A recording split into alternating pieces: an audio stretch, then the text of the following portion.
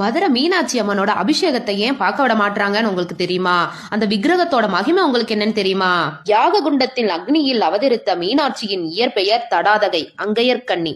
மதுரையில் உக்கிரபாண்டியனுக்கு முடிசூட்டிய பின் சொக்கநாதர் அருகில் சிலையாக நின்று விட்டதால் அன்னை சுயம்புவானவள் கர்ப்பகிரகத்தில் அழகிய உயிருள்ள பெண்ணை போன்று தோற்றமளிப்பாள். அதனால் தான் மீனாட்சி அம்மனுடைய அபிஷேகத்தை யாராலும் பார்க்க முடியாது. அன்னையுடைய திருமேனி மரகத கல்லாலானது. அதனால் தான் பச்சை நிறத்தில் காட்சியளிப்பாள் அம்பிகை.